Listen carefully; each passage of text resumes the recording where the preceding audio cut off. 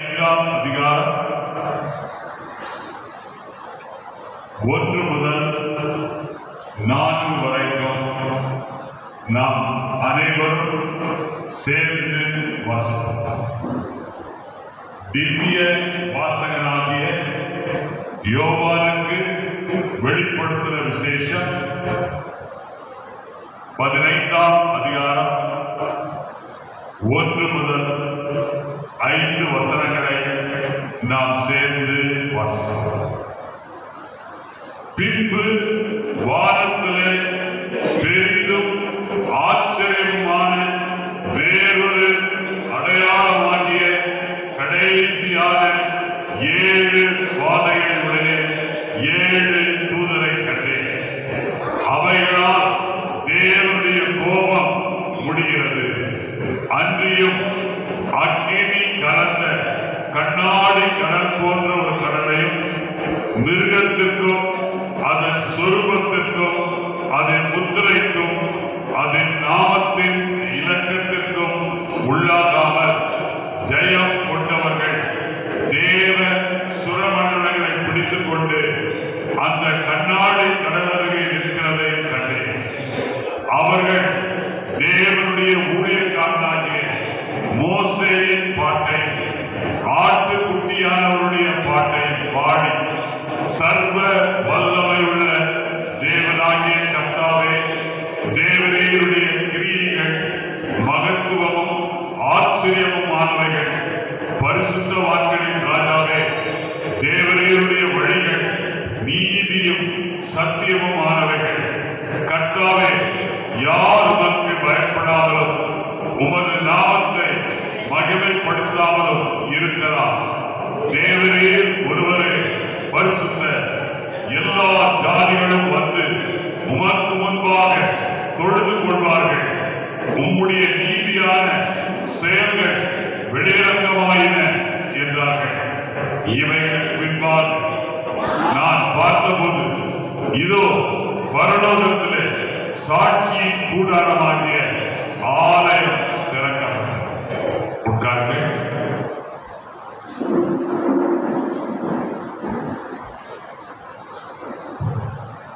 இப்பொழுது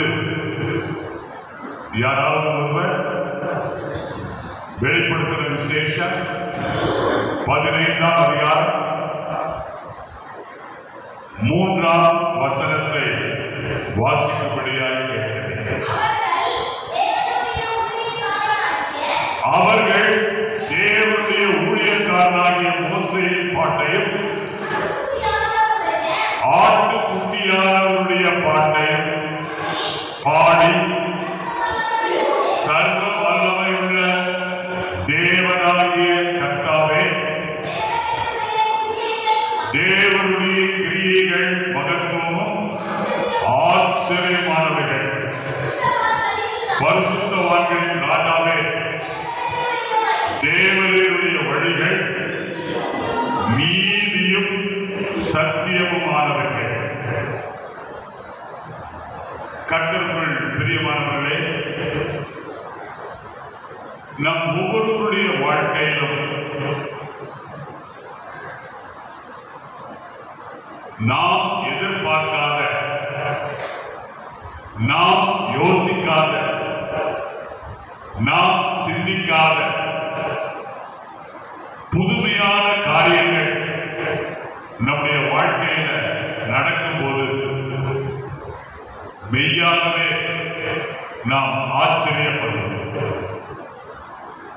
ஆனால் இன்றைய வேத பகுதியில் நாம் பார்க்கும் பொழுது நாம் ஆராதிக்கிற தேவன் சர்வ வல்லமையுள்ள தேவனாகிய கர்த்தர். இந்த சர்வ வல்லமையுள்ள தேவனாகிய கர்த்தருடைய கிரியைகள் எப்படி இருக்கின்றன? மகத்துவமானவைகள், ஆச்சரியமானவைகள். உலகத்தில் சம்பவிக்கிற காரியங்கள் நமக்கு ஆச்சரியமானவைகளாய் தோன்றினாலும் இன்றைக்கு நம்முடைய ரேடியன் திருச்சபைக்கு திருச்சபையாராகிய உங்களுக்கு கர்த்தர் வெளிப்படுத்தின விசேஷம் 15:3 படி தேவனாகிய கர்த்தர் நமக்கு என்ன சொல்லுகிறார் என்றால், நான் கிரியைகளில் ஆச்சரியமான தேவன். இன்றைக்கு நாம் ஆச்சரியமான தேவனை ஆராதிக்கிறோம். வேதத்தில் நாம் பார்க்கிறோம், நாம் ஆராதிக்கிற தேவன் தாம் செய்கிற கிரியைகளில் ஆச்சரியமானவர். சங்கீதங்களின் புஸ்தகம் 118 சங்கீதம் 23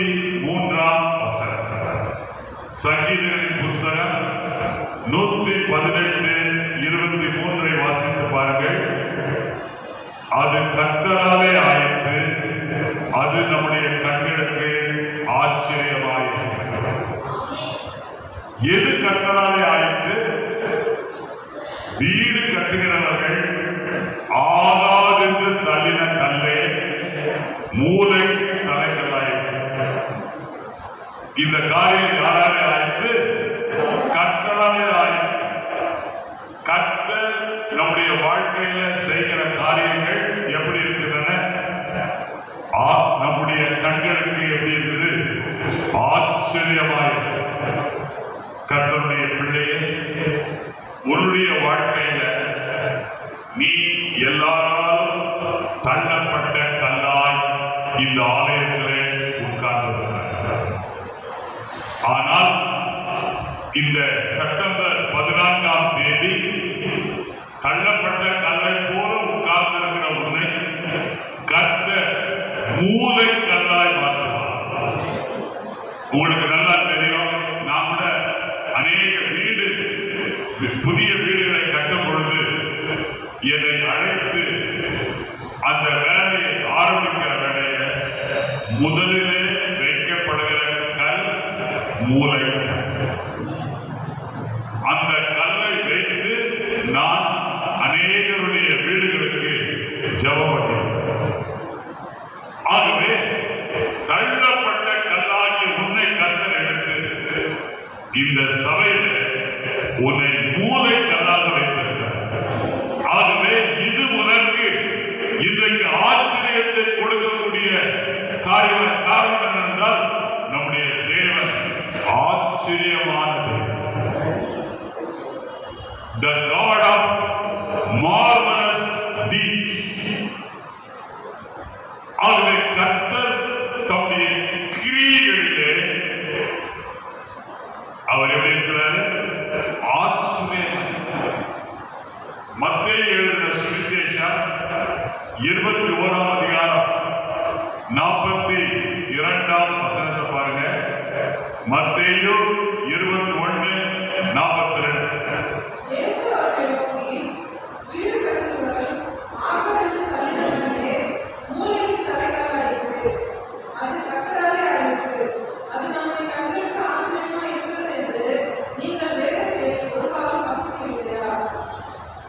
ஒரு வீடு கட்டப்பட வேண்டுமானால் அந்த வீட்டுக்கு முக்கியமான கல் மூலை. கர்த்தர் உன்னுடைய குடும்பத்தை கட்ட விரும்புகிறார். கர்த்தர் உன் குடும்பத்தை கட்ட விரும்புகிறார்.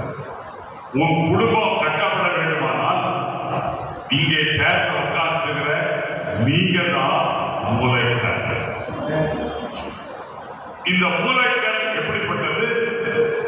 தெரிந்தெடுக்கப்பட்ட கல், பரீட்சிக்கப்பட்ட கல். இந்த கல் எப்படிப்பட்டது?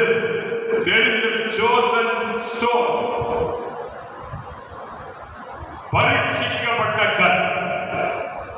இந்த கல்லை கொண்டுதான், உங்களை கொண்டுதான் கட்ட வீட்டை கட்ட சித்தமுள்ளவராய் இருக்கிறார் என்று இன்றைக்கு மிக தெளிவாக உங்களை கொண்டு பேசுகிறார். நீங்க சேர்ல உட்கார்ந்துகிட்டே யோசிக்கிறீங்க, நான் எந்த விதத்துல நான் விசேஷித்தவன், நான் தள்ளப்பட்டவனாயிற்று, நான் கைவிடப்பட்டவனாயிற்று, நான் மூலைக்கு தள்ளப்பட்டவனாயிற்று என்று யோசிக்கிறார். யாரும்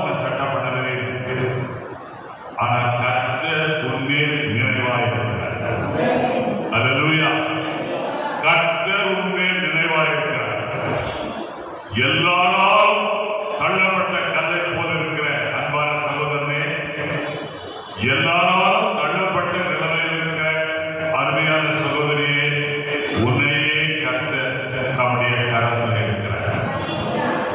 கரத்தில் எடுத்து கர்த்தருக்கு சித்தமான இடத்துல உன்னை வைக்கிறார். கர்த்தருக்கு சித்தமான இடத்துல உன்னை என்ன பண்றாரு? பிக்ஸ் பண்றாரு, நிலைநிறுத்துகிறார். ஏன்னா கர்த்தருடைய திட்டம் மகா பெரிய திட்டம். கர்த்தருடைய திட்டம் இருக்கு பாருங்க, அது மகா பெரிய திட்டம். அந்த திட்டத்துக்கு பொருத்தமான ஆளா கர்த்தர் உன்னை மாற்றுகிறார். உன்னை கொண்டு காட்பாடியில தம்முடைய மகா பெரிய திட்டத்தை நிறைவேற்ற உன்னை இந்த ஞாயிற்றுக்கிழமை இந்த ஆலயத்துக்குள்ளே கொண்டு வந்த கர்த்தரை நான் ஸ்தோத்திரிக்கிறேன். அல்லேலூயா, அல்லேலூயா, ஆமென். ஆகவே முதல்ல பாத்தீங்கன்னா வெறும் தரையா இருக்கும். அந்த தரையில ஒரு குழியை வெட்டியிருப்பாங்க. அந்த குழியில ஒரு கல்லை தூக்கி வைப்பாங்க. ஆனா உங்களுக்கு தெரியுமா, அந்த இடத்துல ஒரு நேர்த்தியான வீட்டை கட்டி எழுப்ப திட்டம். அல்லேலூயா. அடுத்தபடியாக நாம் பார்க்கிறோம், நாம் ஆராதிக்கிற தேவன் ஞானத்தில் ஆச்சரியமானவர். சங்கீதங்களின் புஸ்தகம் 139 சங்கீதம் 6 வசனத்தை வாசிங்கள். சங்கீதம் 139:6.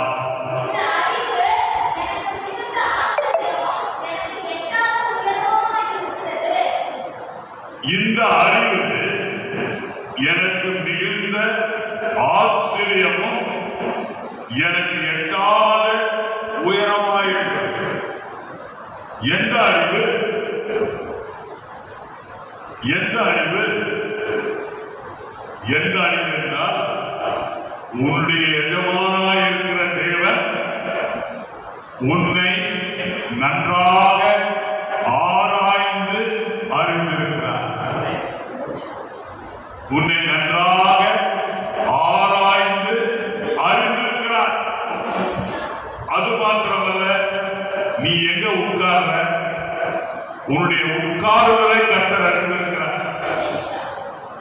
நீ எங்கிருந்து எழுப்புற, உன் எழுந்திருக்குதலை கர்த்தர் அறிந்திருக்கிறார். உன்னுடைய நினைவுகளை தூரத்திலிருந்து அறிகிறார். உன்னுடைய நினைவுகளை தூரத்திலிருந்து அறிகிறார். நீ நடந்தாலும் படுத்தாலும் உன்னை சூழ்ந்து இந்த ஆச்சரியமான தேவன் இருக்கிறார். யாரும் உன்னை சூழ்ந்தில்ல, இந்த ஒரே தேவன், இந்த ஆச்சரியமான தேவன் உன்னை சூழ்ந்து இருக்கிறார். அல்லேலூயா. அது மாத்திரமல்ல, உன் வழிகள் எல்லாம் அவருக்கு தெரியும். உன்னுடைய வழிகள் எல்லாம் அவருக்கு தெரியும். ஆமென். என்னுடைய அது மாத்திரம் அவர் என்ன பண்றாரா, என் வாயிலிருந்து என் நாவிலிருந்து ஒரு சொல் பிரவாதத்துக்கு முன்னே கர்த்தர் என்ன பண்ணியிருந்தாரா, அந்த சொல்லையெல்லாம். அல்லேலூயா. அது மாத்திரமல்ல, அவர் உன்னை கவனிக்கிற கவனிப்பு, உன் மேல கர்த்தர் கொண்டிருக்கிற அக்கறை எப்படி இருக்குது? முற்புறத்திலும் பிற்புறத்திலும் அவர் என்ன செய்கிறார்? உன்னை நெருக்குகிறார். நெருக்கி உன் தலைமையில என்ன பண்றாரு? கைய வைக்கிறார்.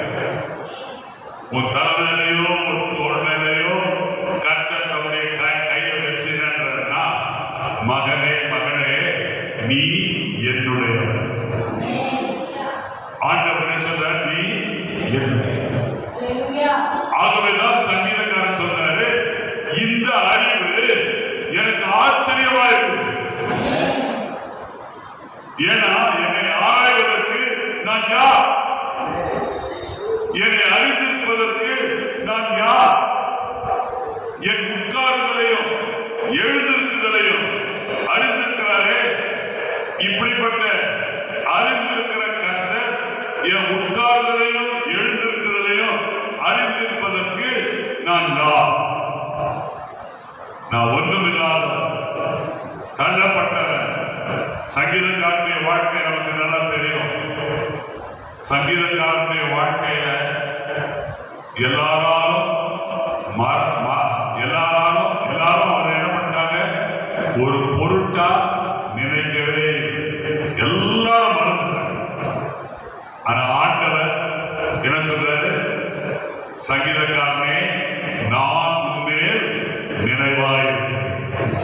அல்லேலூயா.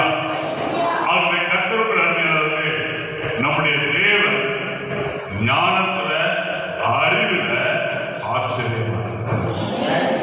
அடுத்தபடியாக பாருங்க, ஏசாயா 28:29. ஏசாயா 28:29 வாசிங்க.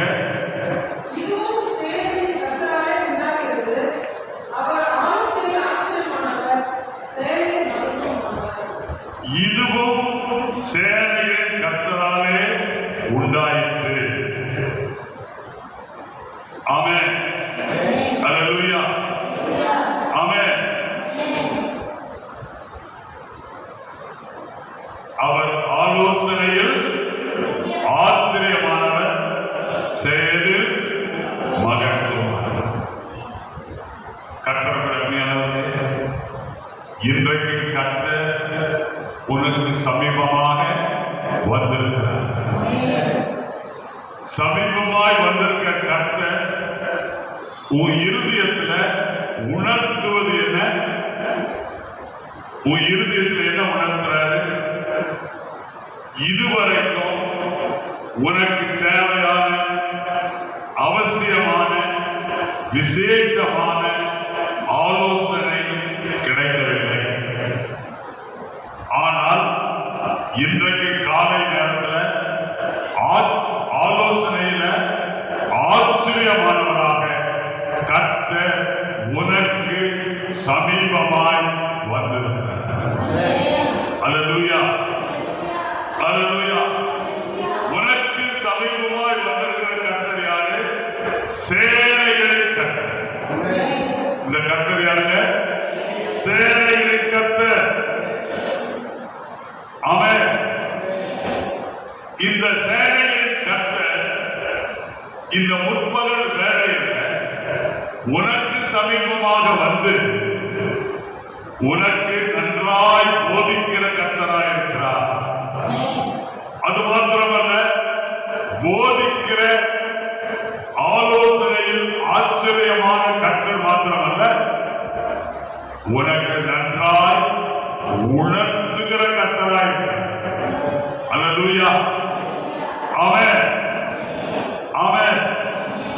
ஆண்டவர் சொல்றாரு, அப்பத்துக்கு தானியம் இடிக்கப்படும். அப்பத்துக்கு தானியம் இடிக்கப்படும். இடைவிடாமல் அவன் அதை போரடிக்கிறதில்லை. அவன் தன் மண்டிலின் உருளையால் அதை நசுக்குகிறதில்லை. தன் குதிரைகளால் அதை நொறுக்குகிறதும் இல்லை. அதுக்கு முந்தின வசனத்தை பாருங்க. உளுந்து வந்து தூளத்தால போரடிக்கப்படுவது இல்லை. சீரகத்தின் மேல் வண்டிலின் உருளை சுற்றவிடப்படுகிறதும் இல்லை. உளுந்து கோலினாலும் சீரகம் மிலாற்றினாலும் அடிக்கப்படும். இதனுடைய அர்த்தம் என்ன?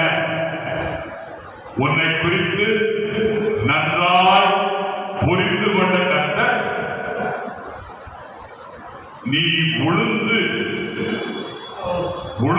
என்கிற அந்த தானியம் எப்படி இருக்கிறதோ, அந்த பருப்பு எப்படி இருக்கிறதோ, அந்த பருப்பை சிறந்த பருப்பாக ருசியுள்ள பருப்பாக, பயனுள்ள பருப்பாக அதை மாற்ற வேண்டுமானால் தூலத்தினால போரடிக்க மாட்டார். எதனால போரடிக்க மாட்டாரு? தூலம். தூலம் என்ன அர்த்தம்? பெரிய திமை.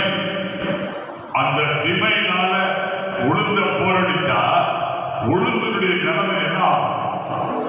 தூள் துளாய். உளுந்தனுடைய நிலைமை என்ன? பருப்பா கிடையாது. பார்த்து உளுந்தம் பருப்புன்னு சொல்ல மாட்டீங்க.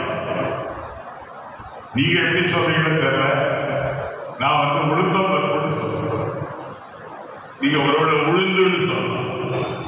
ஆகினால ஆச்சரியமான தேவன், ஆலோசனையில் ஆச்சரியமான தேவன் சொல்றாரு, நான் உன்னை உளுந்தா பிரித்து எடுக்க விரும்புகிறேன். உன்னை எப்படி பிரித்து எடுக்க விரும்புகிறேன்? உளுந்தா பிரித்து எடுக்க விரும்புகிறேன். உளுந்தா பிரித்து எடுக்க விரும்புகிறதுனால உன்னை தூலத்தை வச்சு அடிக்க போறதில்ல. எதை வச்சு அடிப்பேன்? கோலினால அடிப்பேன். அப்பதான் உளுந்து எதிலிருந்து பிரித்து எடுக்கப்பட வேண்டுமோ அதிலிருந்து பிரித்து சுலபமாக எடுக்க முடியும். அதே மாதிரி சீரகம் பார்த்திருக்கிறீங்க. சீரகம் எல்லா தாய்மார்களுக்கும் தெரியும்.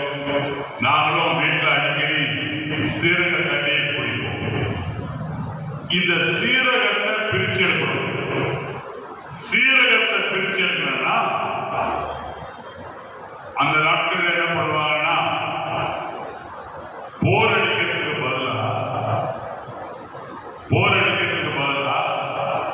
உருளையான வண்டியில உருளைய மாட்டி உருளைய என்ன பண்ணுவாங்க, போருக்கு மேல ஓடணும். அப்படி செய்தாங்கன்னா சீரகத்தினுடைய நிலைமை எப்படி மாறும்? சீரகம் எல்லாம் பொடியாயிடும் இல்லைங்களா? அதே மாதிரிதான் கட்ட உன்னை சீரகமாய் மாற்றுகிறார். அல்லேலூயா. சீரகத்தை சாப்பிட்டா நமக்கு நன்மை உண்டா? நன்மை உண்டு. என்ன நன்மை? வயிற்றுல கோளாறு வந்துச்சுன்னா, கேஸ் ப்ராப்ளம், வயிற்றுல பிரச்சனை வந்துச்சுன்னா, கேரளாவில் என்னுடைய மனைவியுடைய ஊர்ல பொண்ணு பார்க்கறதுக்கு போனப்போ சீரக தண்ணி தான் சூடா கொடுத்தாங்க. சீரக தண்ணி. அதனால சீரகம் எப்படிப்பட்டது? உள்ள இருக்கிற அகத்தை சீராக்கும். அதனாலதான் சீரகம் பேர் வச்சிருக்காங்க. அதுக்குதான் சீரகம். அந்த சீரகத்தை சீரகமா பிரிச்சு எடுக்கணும்னா கேரளாவில் சொல்லுவாங்க சீரக வெள்ளம் அப்படின்னு. சீரக வெள்ளம். நாங்க சீரக வெள்ளம், சூடு வெள்ளம். ஆமென். அல்லேலூயா. ஆகவே சீரகத்தை சீரகமா எடுக்கணும்னா தீர்க்கதரிசி என்ன சொல்றாரு? தீர்க்கதரிசி என்ன சொல்றாரு? மிலாற்றினால் அடிக்கப்படும். எதனால் அடிக்கப்படும்?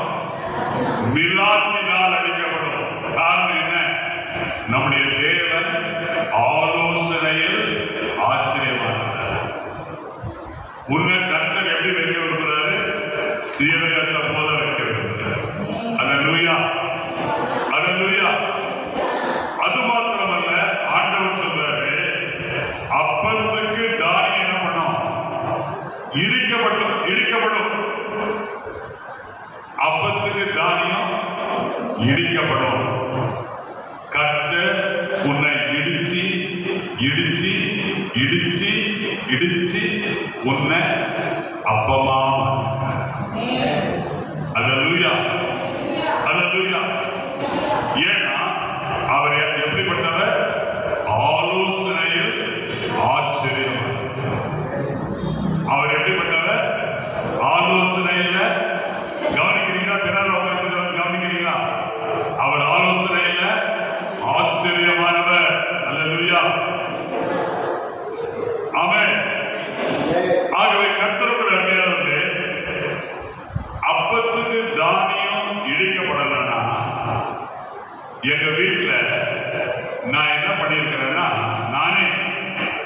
உலக்கையில இடிச்சிருக்கு.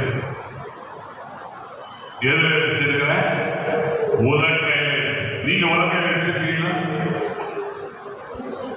உங்க உலக்கைய பார்த்தே உலக்கைய இயந்திரம் பார்த்துருக்கீங்களா?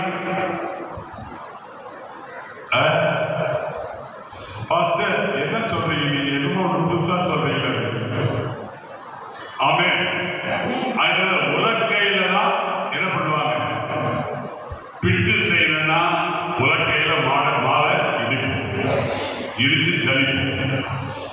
அதே மாதிரி கேழ்வரகு அரைக்கணும்னா இயந்திரத்துல அரைக்கும். ஆனா வசனத்தில் என்ன சொல்றதுன்னா, அப்பத்துக்கு தானியம் இடிக்கப்படுவதை தவிர போராட வேண்டிய அவசியம் என்ன? அவசியம் இல்லை. போராடிக்க மாட்டாங்க. தானியத்தை என்ன செய்ய மாட்டாங்க? போர் எடுக்க மாட்டாங்க. அது மாத்திரம் இல்ல, அந்த தானியத்தை வண்டியில் இருக்கிற உருளை வச்சு உருளைய தானியத்தின் மேல என்ன செய்ய மாட்டாங்க? ஓட்ட மாட்டாங்க. என்ன பண்ணுவாங்க? குதிரையை வச்சு அந்த தானியத்தை நொறுக்க மாட்டாங்க. தானியத்தை இடிச்சாவே போதும். அப்பம் செய்ய வேண்டிய பக்குவத்துக்கு மாவு வந்துவிடும். அப்பம் செய்ய வேண்டிய பக்குவத்துக்கு மாவு என்ன செய்யும்? வந்துடும். உங்க வீட்டுல போட்டு சாப்பிடுறீங்களா? நீங்க பாஸ்டர் நாங்களே இடிக்கணும். இன்ஸ்டன்ட் புட்டே வந்து என்ன புட்டு வந்துருது? வேலையே சொல்லுவாங்க.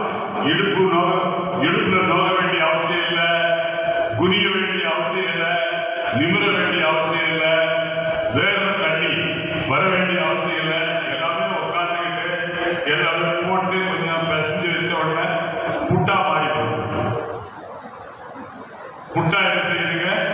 மாறிடுது அப்படின்னு. ஆனா ஆண்டவர் சொல்றாரு, மகனே அப்பத்தை செய்யறதுக்கு நான் என்ன பண்ணுவேன்? பக்குவமா என்ன பண்ணுவேன்? இடிப்பேன். ஏன்னா என்னுடைய திட்டம் என்னன்னா, நீ காட்பாடியில அப்பமா அல்லேலூயா நீ எப்படி மாறணும்? அப்பமா மாறணும். அப்பமா மாறணும்னா உனக்கு நான் யாரா இருக்கேன் தெரியுமா? ஆலோசனையில ஆச்சரியமானவராக இருக்கிறேன். அல்லேலூயா அல்லேலூயா. இப்ப வாசிங்க மத்தேயு 7:29 வாசிங்க. மத்தேயு 7:29. ஜனங்கள் அவருடைய போதகத்தை குறித்து ஆச்சரியப்பட்டார்கள். அல்லேலூயா. ஜனங்க வந்து அவருடைய டீச்சிங், போதகனா டீச்சிங். ஆமென். அல்லேலூயா அல்லேலூயா. ஜனங்க வந்து அவருடைய போதகத்தை குறித்து என்ன பண்ணாங்க? ஏன்னா அவர் எப்படிப்பட்ட போதகர்? ஆச்சரியமான அவர் எப்படிப்பட்டவர்? ஆச்சரியமான போதகர். அவர் எப்படி போதிக்கிற? வேத பாடகரை போல. அவர் எப்படி போதிக்கல? வேத பாடகரை போல. பவானி இன்னைக்கு பாஸ்டர் இருக்கிறார். அந்த பாஸ்டர்களுக்கு மதுரையில ஒரு வேதாகம கல்லூரி இருக்கு. அந்த வேதாகம கல்லூரியில போதகர்களுக்கு என்ன பயிற்சி கொடுக்கிறாங்கன்னா, ஆடு எப்படி வளர்க்கிறது, கோழி எப்படி வளர்க்கிறது. இந்த போதகர்கள்னா 3 வருஷம் 4 வருஷம் படிச்சுட்டு காட்பாடியில வந்து பெரிய கட்டடத்துல நீளமா போட்டுக்கிட்டு வேலை செய்ய. இவங்க என்ன போதகம் கொடுப்பாங்கன்றத இவங்க ஆட்டை பற்றி சொல்லுவாங்களா மனுஷனை பற்றி சொல்லுவாங்க? நல்ல யோசனை பண்ணி பாருங்க. ஆனா இயேசு கிறிஸ்து எப்படி போதிச்சாரு? வேத பாரகரை போல போதியாமல் எப்படி போதிச்சாருங்க? அதிகாரம் உள்ளவராய் போதித்தபடியால் அவருடைய போதகத்தை குறித்து ஜனங்க என்ன பண்ணாங்க?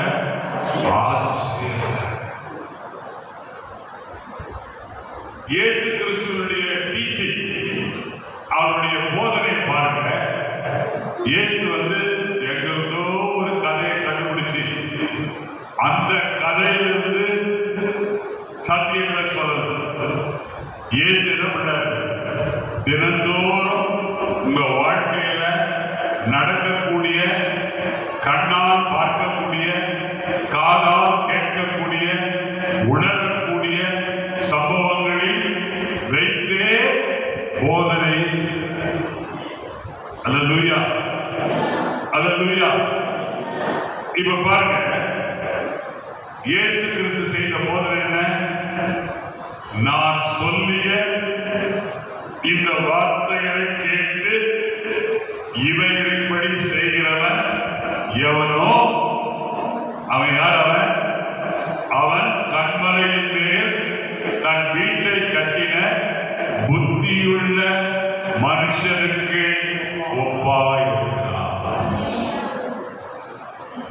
இதுதான் அவன் செய்த போதனை.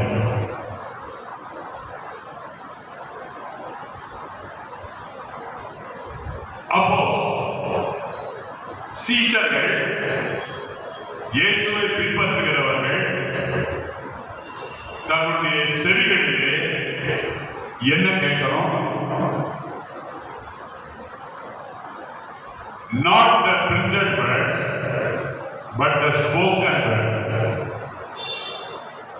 அச்சடிக்கப்பட்ட வார்த்தை அல்ல, வார்த்தையை வாசித்து விடுவதல்ல, அச்சடிக்கப்பட்ட வார்த்தையின் மேல தேவ ஆவியானவர் அசைவானவர். தேவ ஆவியானவர் அசைவாடி இந்த வார்த்தைகளிலிருந்து ஒரு வார்த்தை போதிக்கிறவனுக்கு உண்டாக வேண்டும். அவன் என்ன செய்யணும்? அந்த வார்த்தையை வைத்துக் கொண்டு தியானித்து தியானித்து அந்த வார்த்தையில் மறைந்திருக்கிற சத்தியங்களை கண்டுபிடித்து அந்த சத்தியத்தை பக்குவப்படுத்தி ஞாயிற்றுக்கிழமைகளிலே தேவ சமூகத்தில் சபையாருக்கு முன்பாக இந்த சொல்லிய வார்த்தைகளை பிரகடனப்படுத்த. அல்லேலூயா. இப்ப இயேசு என்ன பண்ணாருங்க? இயேசு என்ன எப்படி போதிச்சார்?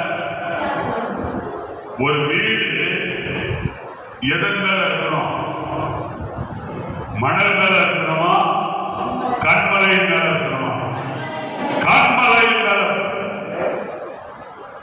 அப்போ ஆண்டவர் என்ன சொன்னாரு? கண்மலைக்கு எதை ஒப்பிட்டார்? அவர் வாயிலிருந்து புறப்பட்ட சொல்லப்பட்ட வார்த்தை.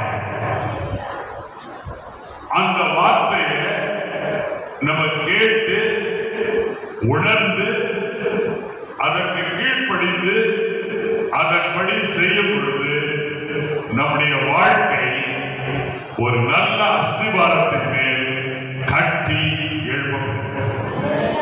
அல்லேலூயா. ஆகவே இந்த போதனை இதுவரைக்கும் கேட்கிறாத, இதுவரைக்கும் பேசப்பட்டிராத அந்த போதனை, இயேசுவினுடைய போதனை ஜனங்களுக்கு எப்படி இருந்துச்சுங்க? ஆச்சரியமா. ஜனங்களுக்கு எப்படி இருந்துச்சுங்க? ஆச்சரியமா. ஏன்னா அவர்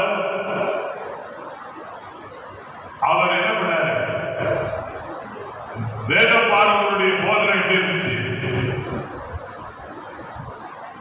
அறிவை உண்டாக்குகிற போதனை, புத்தியை உண்டாக்குற போதனை. ஆனால் இயேசு கிறிஸ்துவனுடைய போதனை எப்படி இருந்துச்சு? இயேசு கிறிஸ்துவனுடைய போதனை உன்னை சிந்திக்க வைக்கிற போதனை, உனக்கு உள் உணர்வை கொடுக்கக்கூடிய போதனை, உன்னுடைய வாழ்க்கையை மறுரூபமாக்கக்கூடிய போதனை. இந்த போதனை தான் இன்றைக்கும் நமக்கு ஆச்சரியமாயிருக்கிறது. உலகத்தில் இருக்கிற அறிவாளிகள் படிப்பாளிகள் எல்லாம் இந்த பரிசுத்த வேதாகமத்தில் இருக்கிற இயேசு சொல்லிய வார்த்தைகள் ஆச்சரியமானவைகளாயிருக்கிறது. அல்லேலூயா, ஆமென். இப்ப வாசிங்க மார்க்கு 10:24. மார்க்கு 10:24 வாசிங்க. சீஷர்கள் அவருடைய வார்த்தையை குறித்து ஆச்சரியப்பட்டார்கள். இயேசு இன்னும் அவர்களை நோக்கி, பிள்ளைகளே, ஐஸ்வர்யத்தின் மேல் நம்பிக்கையாக இருக்கிறவர்கள் தேவனுடைய ராஜ்யத்தில் பிரவேசிப்பது எவ்வளவு அரிதாக இருக்கிறது. இயேசு என்ன வார்த்தையை சொன்னாரு? ஐஸ்வர்யம் உள்ளவர்கள் தேவனுடைய ராஜ்யத்தில் பிரவேசிக்கிறது அரிதாயிருக்கிறது. ஐஸ்வர்யவான்கள், ஐஸ்வர்யம் உள்ளவர்கள் தேவனுடைய ராஜ்யத்தில் பிரவேசிக்கிறது அரிதாயிருக்கிறது. 25ஆம் வசனத்தை வாசிங்க. ஐஸ்வர்யவான் பிரவேசிப்பதை பார்க்கிலும் ஒட்டகமானது ஊசியின் காலிலே நுழைவது எளிதாய்.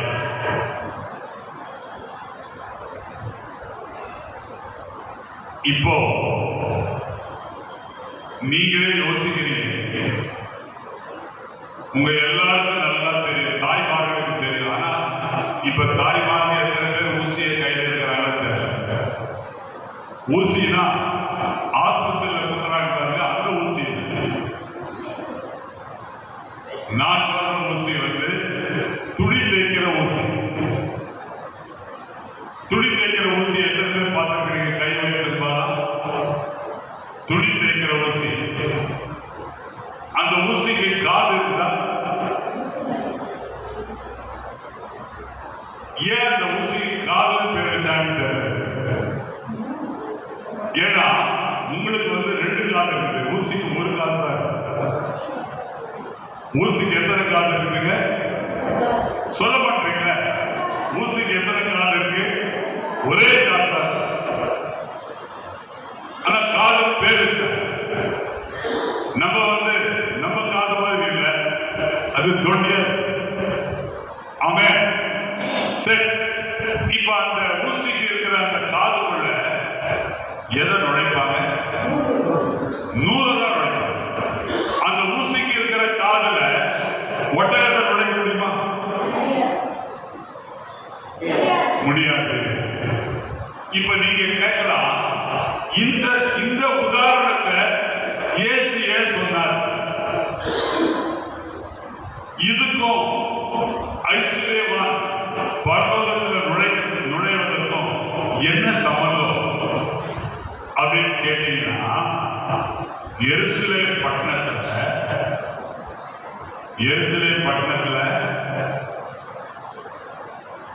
ஊசியின் வாசல் அப்படிங்கிற ஒரு இடம் இருக்கு. எருசலேம் பட்டணத்துல ஊசியின் காது அப்படிங்கிற ஒரு இடம் இருக்கு. எருசலேமுக்கு வெளியே வியாபாரிகள் ஒட்டகத்தின் மேல மூட்டைகளை வச்சுட்டு வருவாங்க. மூட்டைகளை கட்டிட்டு வாங்க. கட்டின உடனே ஒட்டகம் வந்து எந்த ஊர்ல மூட்டைகளை ஏற்றுறாங்களோ அந்த ஊர்ல இருந்து அந்த ஒட்டகம் என்ன மூட்டைகளை சுமந்துக்கிட்டு எருசலேம் பட்டணத்துக்கு வருவோம். இப்போ எருசலேம் பட்டணத்துக்கு வந்து எருசலேம் பட்டணத்துக்குள்ள நுழையணும்னா எருசலேம் பட்டணத்துடைய மதில்ல 8 வாசல்கள். எத்தனை வாசல்கள்? ஆனா இந்த 8 வாசல்ல கண்டபடி யாரும் நுழைய முடியாது. ஆட்டு வாசல் சொன்னா ஆடு மாத்திரம் தான் உள்ள நுழையும். மீன் வாசல் அப்படின்னு சொன்னா மீன்க மாத்திரம் தான் அந்த வாசல் கூட கொண்டு போகும். குப்பை மேட்டு வாசல் சொன்னா குப்பை மாத்திரம் தான் வெளியே போகும், உள்ள வரும்.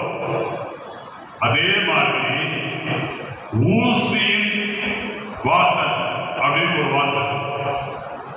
அந்த வாசல் வழியா ஒட்டகத்தை கொண்டு போனோம்னா, இந்த மூட்டையை சுமந்துக்கிட்டு ஒட்டகத்தை கொண்டு போனோம்னா என்ன செய்ய முடியாது?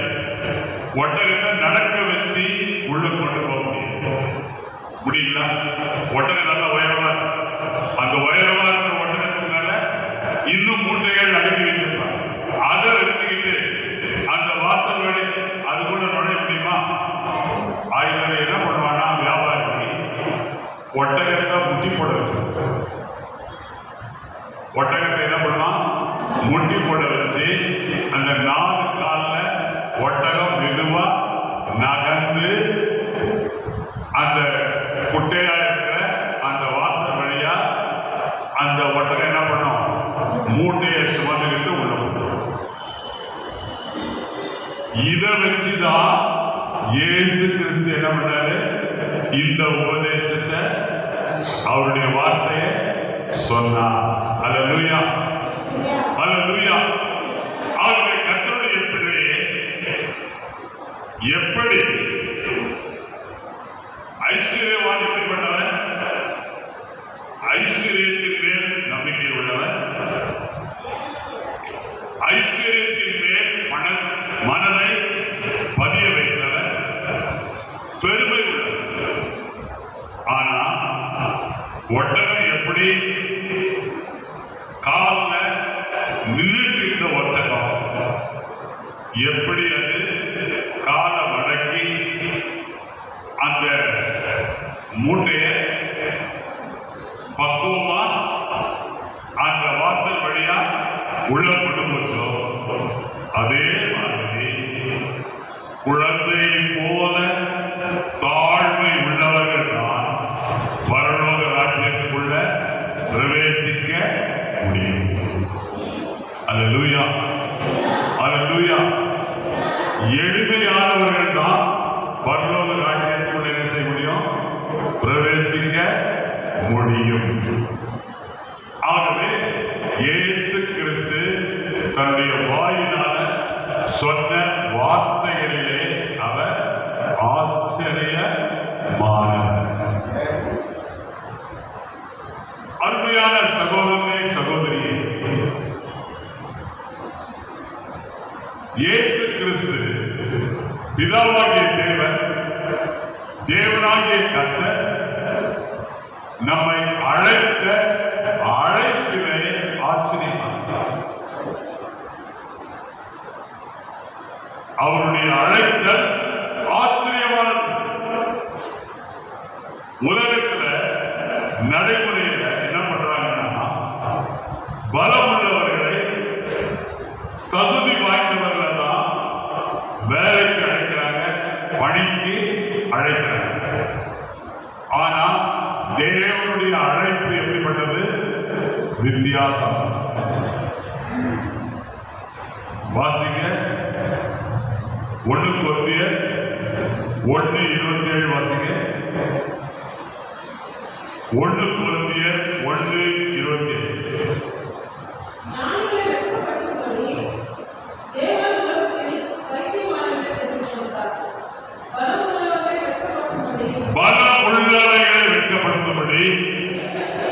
தேவன் உலகத்தில் பலவீனமானவைகளை தெரிந்து கொண்டார்.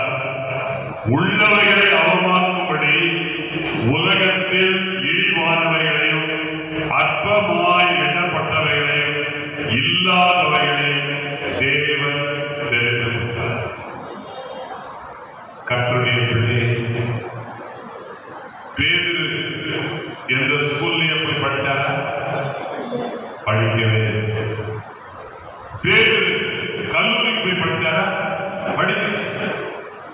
பேதுரு சாதாரண மீன் பிடிக்கிற சம்பளம். ஆனா பேதுருவை கர்த்தர் எப்படி மாற்றினாரு? எருசலேம் சபையினுடைய மூப்பராய். எருசலேம் சபையினுடைய மூப்பரா. நான் சுருக்கமா சொல்லி முடிக்க விரும்புகிறேன். யாத்திராகமம் 4ஆம் அதிகாரம் 10ஆம் வசனத்தை வாசிக்க. யாத்திராகமம் 4ஆம் அதிகாரம் 10ஆம் வசனம்.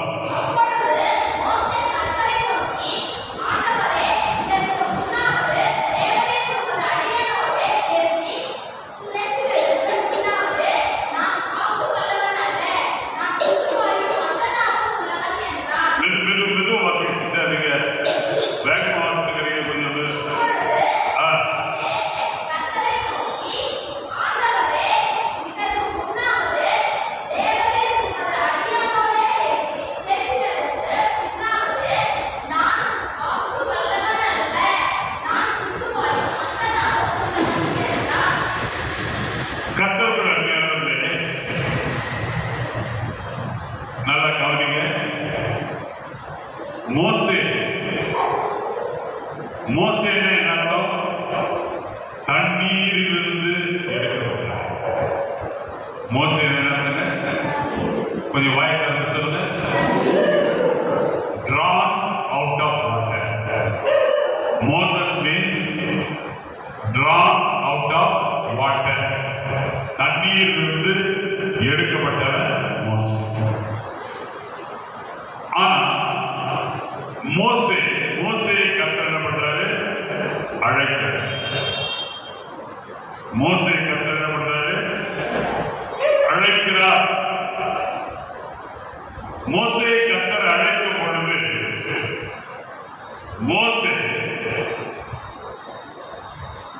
3 காரியங்கள், 3 பலவீனத்தை சொல்றாரு. 1வது பலவீனம் என்ன? நான் வாக்கிலே வல்லவன் அல்ல. நான் வாக்கிலே வல்லவன் அல்ல. 2வது என்ன சொல்றாரு? என் வாய் என்பது திக்கு வாய். என்னுடைய நாக்கு இல்லையா? நாக்கு அது மந்த நாக்கு. யாருக்கு சொல்றாரு? சிஎம்சியில் இருக்கிற இஎன்டி டாக்டர் சொல்றாரு. யார்கிட்ட சொல்றாரு? வாயை உண்டாக்கின கர்த்தர். யார்கிட்ட சொல்றாரு? வாயை உண்டாக்கின கர்த்தர் சொல்றாரு. எனக்கு திக்கு வாய். வாயை உண்டாக்கின கர்த்தர் சொல்றாரு. நான் வாக்கு வல்லவன் அல்ல. நாவை உண்டாக்கின கர்த்தர் என்று சொல்றாரு. என் நாவு மந்த நாவு. சொல்லலாமா? சொல்லல. அழைக்கிற தேவனுக்கு தெரியுமா இவன் வாக்கில வல்லவன் அல்ல, இவன் திக்குவாய் மந்த நாவனே. அழைத்த இருக்கிறவராக இருக்கிறேன் அப்படின்னு சொன்னார். அந்த கர்த்தருக்கு தெரியுமா? தெரியும். அதனாலதான் ஆண்டவர் சொல்றாரு, மனுஷனுக்கு வாயை உண்டாக்கினவர் யார்? மனுஷனுக்கு வாயை உண்டாக்கினவர் யார்? இந்த ஆச்சரியமான தேவன். அடுத்தது என்ன கேள்வி கொடுக்கிற? ஊமையினையும் செவிடனையும் பார்வை உள்ளவனையும் குருடனையும் உண்டாக்கினவர் யாரு? கர்த்தராகிய நான் அல்லவா? அதனால உன்னை அழைக்கிற தேவன் ஆச்சரியமான தேவன். அந்த தேவன் என்ன பண்றாரு? நீ போ அப்படின்னு சொல்ற. என்ன சொல்றாங்க? நீ போ, நான் உன் வாயோடு இருந்து நீ பேச வேண்டியதை உனக்கு போதித்தேன். அல்லேலூயா. கர்த்தருடைய பிள்ளையே, இன்றைக்கு இந்த ஆலயத்தில் கர்த்தர் உன்னோடு பேசுகிறார். நீ எப்ப பார்த்தாலும் என்ன சொல்ற? ஆண்டவரே, எனக்கு முட்டி வலி இருக்குது, எனக்கு தலைவலி இருக்குது, எனக்கு கழுத்து வலி இருக்குது, எனக்கு தோல் வலி இருக்குது, எனக்கு முதுகு வலி,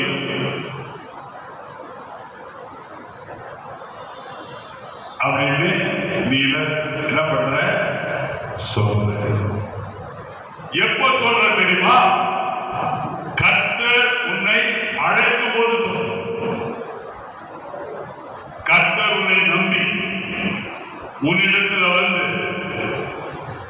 மகனே, சிறு மந்தையை மேய் அப்படின்னு சொன்னா, பாஸ்டர் என்னால முடியாது. பாஸ்டர் மூலமா யார் பேசுறது? ஆச்சரியமான தேவன் பேசுகிறார். நீ என்ன சொல்ற? எனக்கு சண்டே கிளாஸ் தான் எடுக்க முடியாது, நான் வீட்டுல சாம்பார் செய்யறதுக்கு தான் கர்த்தர் என்ன வச்சுக்கிறேன். ஆண்டவர் சொல்றாரு, நீ ராஜாக்களுக்கு முன்பாக நிற்க வேண்டிய, நீ அதிகாரிகளுக்கு முன்பாக நிற்க வேண்டிய. யார் நிமித்தமாக? என்னுடைய நாமத்தின் நிமித்தம். ஆனா நீ என்ன சொல்ற? என்னால முடியாது, எனக்கு இது இருக்குது, எனக்கு அது இருக்குது. நீயும் மோசையை போல இருக்கிறாயா? நீ பலவீனமானவன் என்று கர்த்தருக்கு நன்றாக ஆண்டவர் சொல்றாரு. யார் தெரியுமா? வாயை உண்டாக்கின கர்த்தர். ஆண்டவர் சொல்றாரு, நான் சொல்றபடி நீ செய். நீ என்ன பண்ணு? போ. நீ என்ன பண்ணு? நான் சொல்றபடி நீ என்ன பண்ணு? போ. உன்னை யாரோட பேச வைக்க போற தெரியுமா? எகிப்து தேசத்தினுடைய அதிபதியா இருக்கிற பார்வோன் இடத்துல உன்னை பேசுவதற்காக அனுப்புகிற. நீதான் அவனுக்கு தேவன், எஜமான். அதனால நீ என்ன பண்ணு? போ. நான் என்ன பண்ணுவேன்? நான் ஆவியா இருக்கிறபடினால உன் வாயோடு இருந்து, ஆண்டவர் சொல்றாரு, உன்னுடைய வாயோடு நான் இருப்பேன், வாயை திறக்க வைப்பேன். என்ன வார்த்தையை பேசணும்ன்றத வாயில போடுவேன். வாயில போட்டு என்ன பண்ணுவேன்? நீ பேச வேண்டியதை உனக்கு போதித்தேன். நீ பேச வேண்டியதை உனக்கு போதித்தேன். அவனுடைய கர்த்தர்கள் அருமையானவர்களே, நீ பலவீனமானவன் என்று சொல்லிக்கொண்டு இந்த ஆலயத்தில் உட்கார்ந்திருக்கிறாயா? உன்னை தான் கர்த்தர் ஆச்சரியமான தேவனாக உன்னை அழைக்கிறார். அல்லேலூயா, அல்லேலூயா, ஆமென். அடுத்தது ஒரே ஒரு காரியம் பார்த்துட்டு நான் ஜெபத்துக்கு போலாம். ஏசாயா 51:2. ஏசாயா 51:2.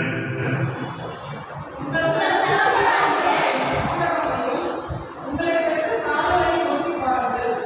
அவன் ஒருவனாய் இருக்கையில் நான் அவனை அழைத்து அவனை ஆசீர்வதித்து அவன் பெருக பண்ணுவேன். பாருங்க, ஆபிரகாமுடைய வாழ்க்கையை பாருங்க. ஆபிரகாமை கர்த்தர் எப்பொழுது அழைக்கிறார்? அவன் ஒருவனாய் இருப்பேன். எப்படி அழைக்கிறாங்க? கொஞ்சம் வாய்ப்பு சொல்ல.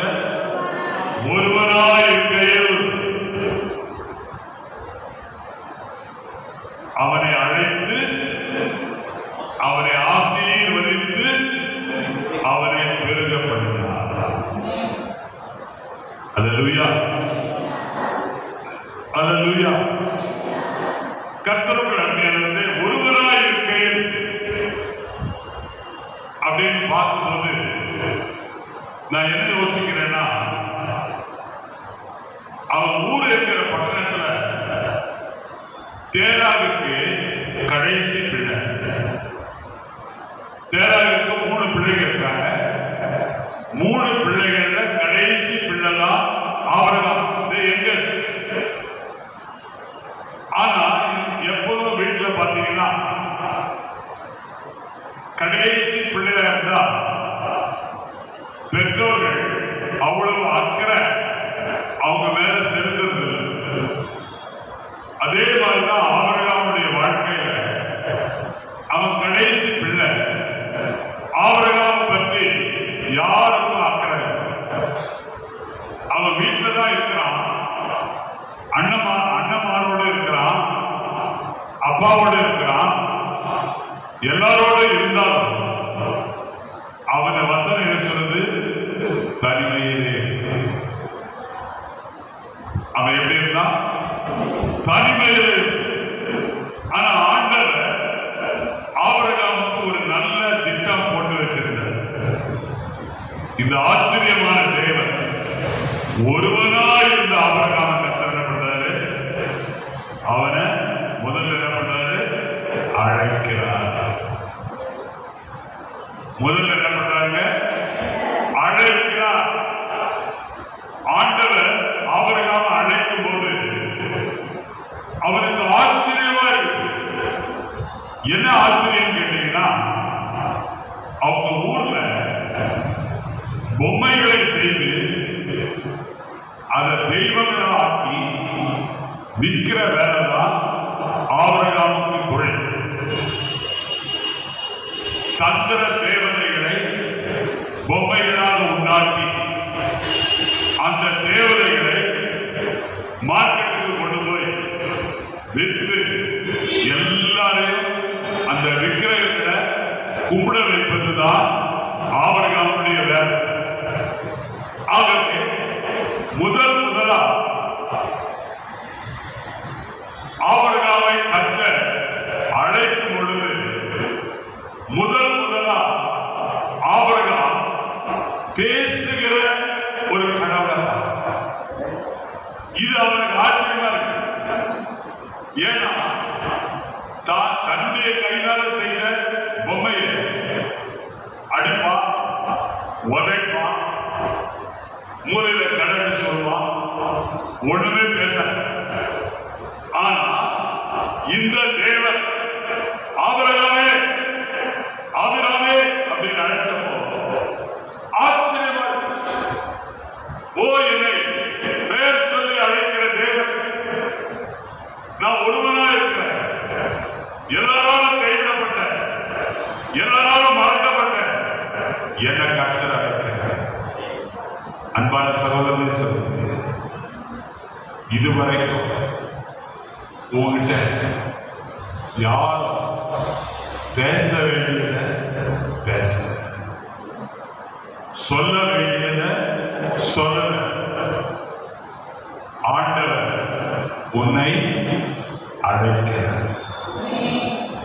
எதற்காக அழைக்கிறார்? உன்னை ஆசீர்வதிக்க. எதற்காக அழைக்கிறார்? உன்னை ஆசீர்வதித்து. அதற்கப்புறம் எதற்காக அழைக்கிறார்? நீ உன்னை அழைக்கும் போது உனக்கு என்ன வயசு? 75 வயசு. ஆனா நான் உனக்கு பெரிய திட்டம் வச்சிருக்கேன். என்ன திட்டம்? ஒரே ஆளா இருக்கிற ஆபிரகாமே, உன்னை வச்சு இஸ்ரவேல் தேசம் என்கிற ஒரு தேசத்தை நான் உருவாக்க போகிறேன். கர்த்தருடைய பிள்ளை, ஒருவனாய் குடும்பத்திலிருந்து நீ வந்திருக்க, ஒருவனாய் ஒருவனாய் ஒவ்வொரு குடும்பத்திலிருந்து நீங்க வந்திருக்கிறீங்க. உங்களை பார்த்துதான் ஆண்டவர் சொல்ற, நான் உன்னை தெரிந்து கொண்டேன், உன்னை அழைத்தேன், நீ என்னுடையவர். அல்லேலூயா. ஆகவே கர்த்தருக்குள் பிரியமானவர்களே, ஆண்டவர் யாரை திக்கற்றவர்களை கட்டப்பட்டாங்க அழைக்கிறார். இவர் தான் யாரு? ஆச்சரியமான தேவன். நாம் எல்லாம் எழுந்திருப்போமா?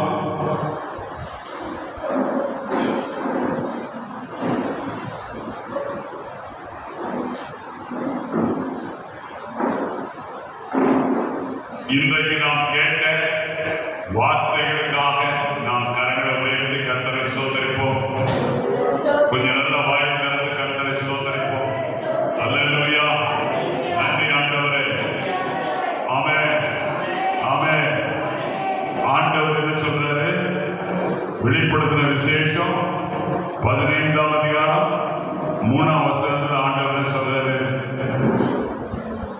அவர்கள் தேவனுடைய ஊழியக்காரனாகிய மோசேயின் பாட்டையும் சொல்லுங்க. அவர்கள் தேவனுடைய ஊழியக்காரனாகிய மோசேயின் பாட்டையும் ஆட்டுக்குட்டியானவருடைய பாட்டையும் பாடி சர்வ வல்லமையுள்ள தேவனாகிய கர்த்தாவே, தேவரீருடைய கிரியைகள் மகத்துவமும் ஆச்சரியமானவைகள். பரிசுத்தவான்களின் ராஜாவே, தேவனுடைய வழிகள் நீதியும் சத்தியமானவைகள். இந்த வசனத்தின் மூலமாய் என்னோடு கூட நீ பேசினபடியால் உமக்கு நன்றி. நிச்சயமாகவே நீர் ஆச்சரியமான தேவன்.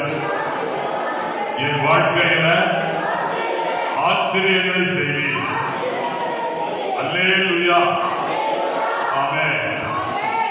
இப்பொழுது நாம் 132ஆம் பாடலை பாடுவோம். அந்த வேளையிலே